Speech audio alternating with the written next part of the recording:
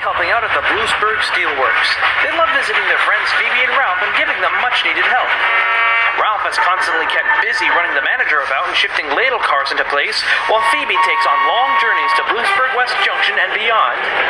But the yard had many orders to fill for the next few weeks, and even the extra 2 engines weren't enough to keep things running. That was when Diesel, Airy, and Bert came in. Diesel was in charge of the docks at Gardenia Bay, while Airy and Bert had been brought in from the Sodor Ironworks for a period. Together, the engines had a known reputation for pranks and mischief-making around other engines. They arrived one busy morning. Thomas and Tracy were arranging a freight train for Big Tim to bring out when they oiled into the main yard.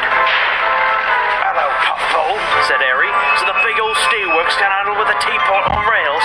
Figured they'd send for some modern diesels to help with the extra workload." "You'd be modern 70 years ago," quipped Ralph. "Now, as manager's diesel of the Bluesburg Steelworks, we're gonna need you to..." "On a rusty matchbox on wheels for a boss. Boy, you really need proper diesels around here," Bert greasily chirped. "Why, you all right," said Phoebe coolly. "Now that we've gotten to know each other, let's get to work. Diesel, dockyard deliveries. Airy and Bert, you're working the pier." And she confidently went back to the steelwork shed to work. The Diesels did prove to help out a little bit, but many problems soon arose with their presence. They shoved trains into the wrong sidings, took any chance they got to make fun of or play tricks on Ralph and Tracy, and Diesel would buck Thomas or take the right away from him. Altogether, the 3 engines were gradually getting fed up with the Diesels' trickery. Phoebe, on the other hand, wasn't particularly bothered. No matter what prank she got, she took it all in stride. "Thank you for arranging my freight cars, Airy," she said to him after getting bumped with freight cars. "I really needed the washdown, Bert," she said when shunted while taking on water. "Your brakes need checking," she said when bumped by Diesel. All in all, the freight engine was proving to be very tough to break. And Diesel and his cronies were more determined than ever to push her to the edge. Next morning, Thomas and Phoebe were sent to Selgrip City with a heavy freight train. They were to be transferred to another train heading out for Pennsylvania in the afternoon. "Make sure to mind yourselves while we're gone," puffed Phoebe. "And mind yourselves if you have to go through Bluesburg West." Said Diesel. "We can handle that yard easily." And determined to prove they were capable, he requested that he, Airy, and Bert be coupled to the next train heading out through there. "There's a 12 o'clock express to go to Boston, but you'd better watch out there. It'll be rush hour." But the Diesels weren't thinking or listening. They were too busy thinking how clever they were to realize what they were getting themselves into. Nor had they been paying attention to the freight cars in the yard. "Who are they to boss us around, punting us like footballs around the yards? This is Phoebe's yard, and Ralph's too. Let's teach him a lesson, boys."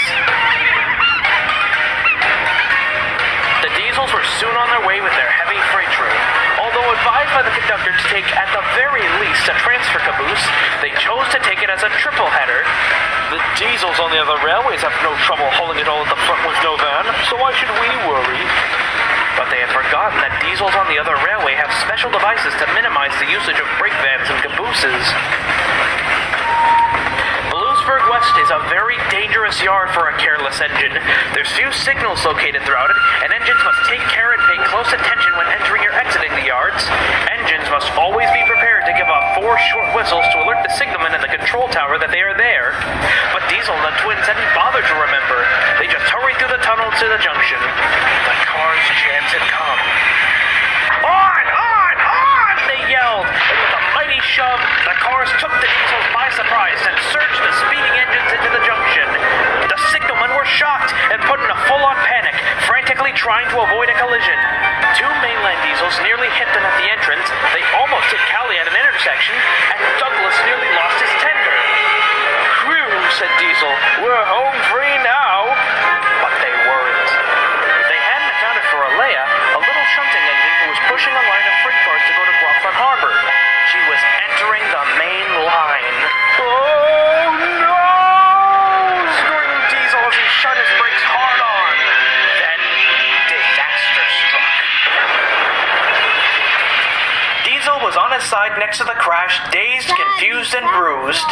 Some of Alea's cars had been thrown right off the track, and with Airy and Bert derailed on the switch, no one from the main line could get into the junction. "Hang on!" shouted Alea. I'll fetch a crane and send for a few others. By the time the mess was cleared, Phoebe and Thomas were returning from their big run. Phoebe was a little bit entertained from the debacle. Well, 3 diesels too big for their buffers couldn't manage steel cars, eh? Diesel was fuming.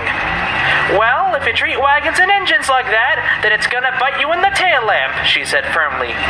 Right, shall we try and haul these cars to the yards? If it helps a bit, said a tired but still willing Thomas. It took some time to tidy up the mess, but soon everything was put right again, and Thomas and Phoebe hauled away the wagons to Boston. What about Diesel, Larry, and Bert? Well, it wasn't long before the Culver Works had them back up and running again, but they don't mess with steel cars anymore, because they know they'll try to bite back.